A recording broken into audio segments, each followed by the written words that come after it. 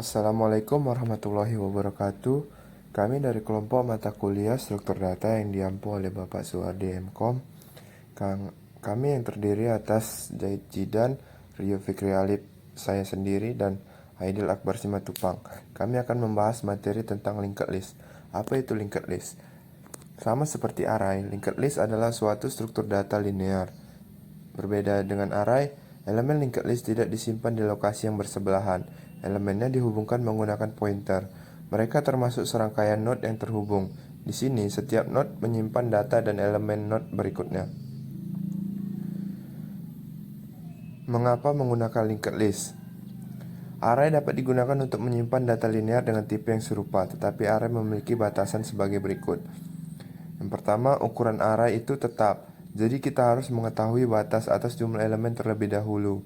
Yang kedua, penyisipan elemen baru atau penghapusan elemen yang ada di dalam array. Elemen mahal.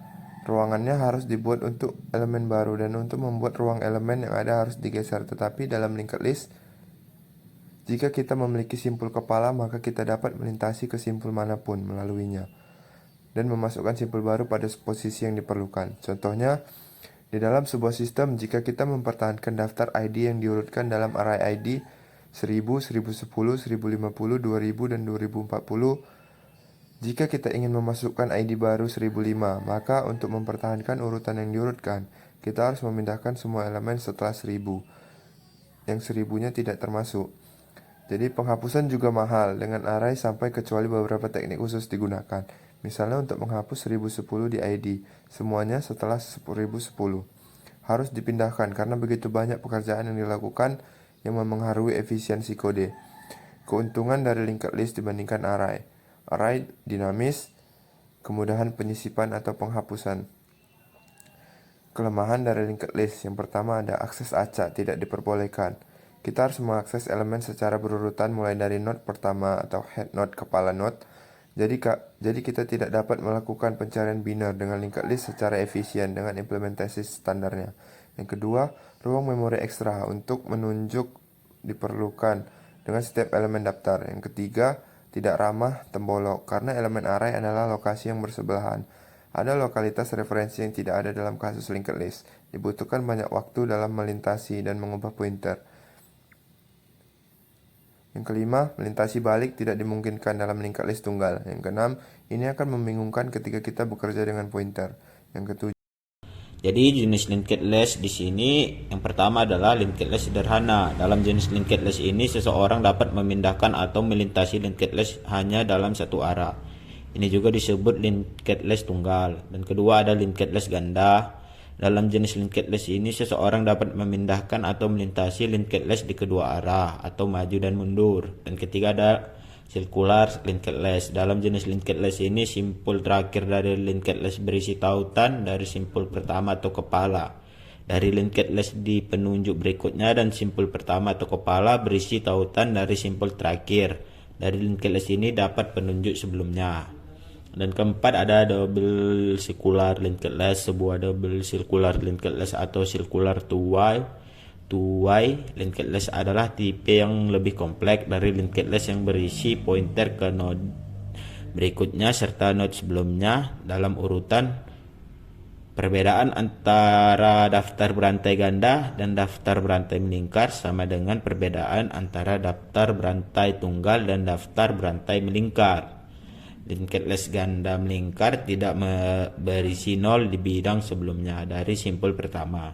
Dan terakhir itu ada linked list tajuk. Linked list tajuk adalah jenis khusus dari linked list yang berisi simpul tajuk di awal daftar. Sekian dari saya dan terima kasih dan Assalamualaikum warahmatullahi wabarakatuh. Terima kasih kepada teman-teman pembaca 1 dan pembaca 2 yang telah menjelaskan definisi daripada linked list. Kemudian di sini saya nama Zaid Jidan. Saya ingin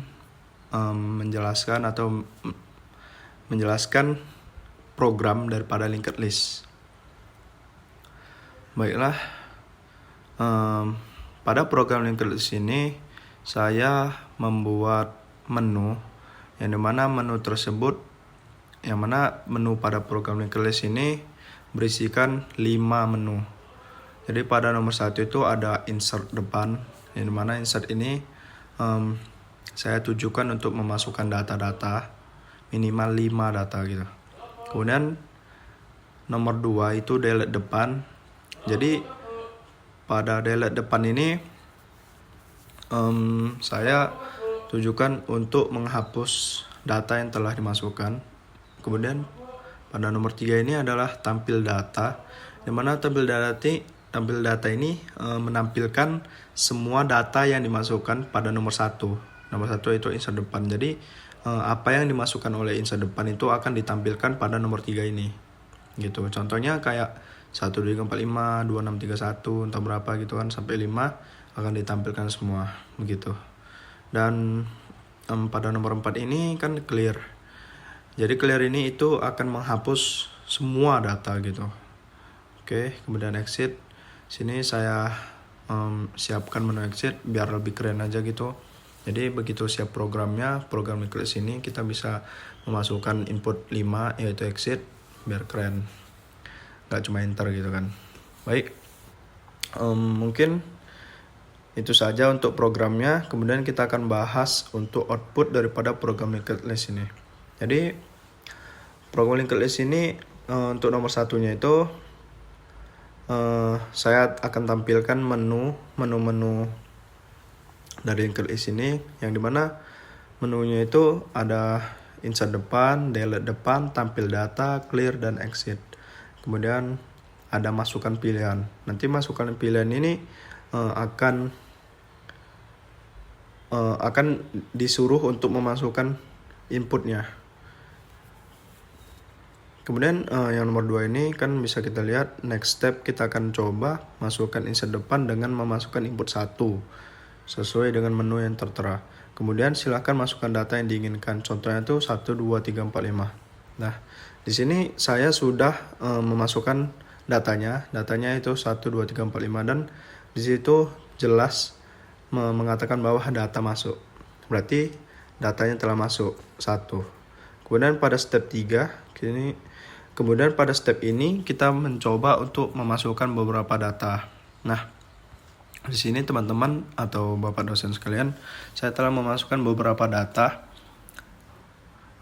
Sini saya telah memasukkan 4 data. Batasnya 5 saya buat. Kemudian untuk nomor 4 ini step keempat. Kemudian setelah memasukkan data, kita akan mencoba untuk delete depan atau delete data yang terdepan. Di sini saya sudah mendelete data yang telah dimasukkan pada nomor 1. Jadi di sini saya sisakan 1. Kenapa? Karena saya mencoba lagi gitu. Jadi tadi saya menghapus 2, jadi sisa 1. Kemudian untuk step 5, kemudian setelah menghapus beberapa data, kita akan menyisakan 1 data untuk di clear. Nah, itu tadi data yang tersisa tadi kita akan gunakan untuk mencoba menu pada nomor 4 yaitu clear. Di mana clear ini akan menghapus seluruh data. Kemudian nomor 6 ini kita gunakan menu clear, maka semua data akan hilang. Ya, betul.